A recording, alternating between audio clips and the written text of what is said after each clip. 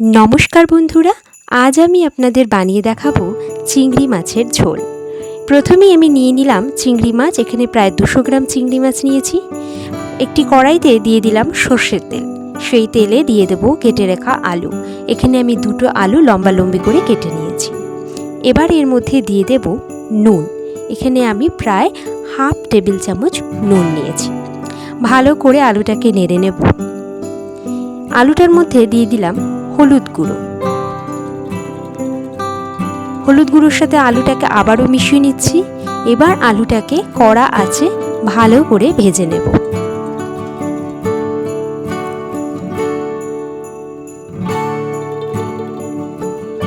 আলুটা ভাজা হয়ে গেছে, এবার একটা পাত্রে তুলে নিলাম। এইবার ওই কড়াইতেই ওই তেলেই দিয়ে দিলাম সামান্য পরিমাণ নুন, আর তার সাথে তো হলুদ দেওয়াই ছিল তেলের মধ্যে।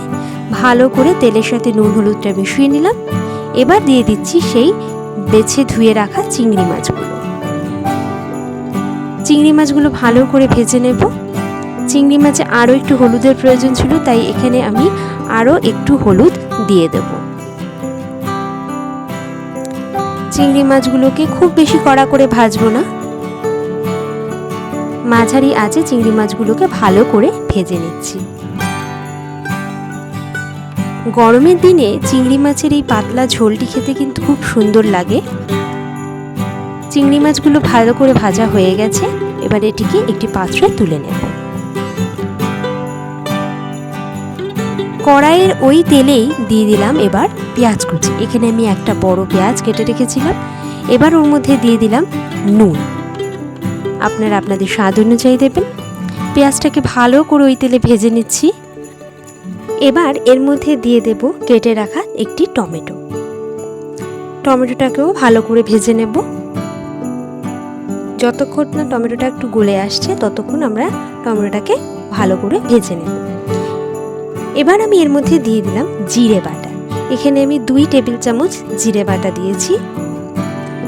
ভালো করে জিরে বাটাটা কষিয়ে নিয়েছি। তারপর এর মধ্যে দিয়ে দিলাম আদা রসুনের পেস্ট। এখানে আমি 2 টেবিল চামচ আদা রসুনের পেস্ট ব্যবহার করেছি। ভালো করে জিরে আদা রসুন কষিয়ে নিচ্ছি, যাতে মশলা থেকে কাঁচা গন্ধটা চলে যায়। এর মধ্যে দিয়ে দিলাম ঝালের জন্য 1 টেবিল চামচ শুকনো লঙ্কার গুঁড়ো। আবারও ভালো করে মিশিয়ে নিচ্ছি মশলাটাকে, এবং মশলাটা থেকে তেল ছেড়ে এসছে। এবার আমি এই পর্যায়ে যোগ করব ভেজে রাখা আলু আর চিংড়ি মাছ। চিংড়ি মাছ আর আলু দিয়ে মশলার সাথে ভালো করে কষিয়ে নেব। মশলাটাকে প্রায় মিনিট 5 ধরে আমরা বেশি আঁচে কষিয়েছি। এর মধ্যে এবার দিয়ে দেব পরিমাণ মতো জল। যেহেতু রান্নাটা হবে ঝোল, তাই জলের পরিমাণটা একটু বেশি দিয়েছি। ভালো করে মিশিয়ে নিয়েছি। এইবার ঢাকা দিয়ে দেব 10 মিনিটের জন্য।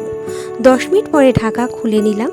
দেখুন কি সুন্দর ঝোলটা ফুটছে, এবং ঝোলটা একটু কমেও এসেছে। আর একটু ফুটিয়ে নিচ্ছি ভালো করে। এবার আমি এর মধ্যে দিয়ে দিলাম নুন।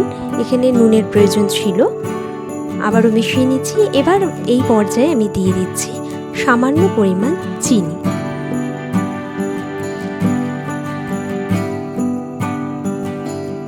ভালো করে মিশিয়ে নিচ্ছি। ভালো করে ফোটানো হয়ে গেছে। এবার আমি দিয়ে দিলাম গরম মশলার গুঁড়ো। গরম মশলার গুঁড়ো দিয়ে ভালো করে ফুটিয়ে নিলাম। তৈরি হয়ে গেল আমাদের আজকের রেসিপি চিংড়ি মাছের ঝোল। রেসিপিটি ভালো লাগলে অবশ্যই সাবস্ক্রাইব করে পাশে থাকবেন।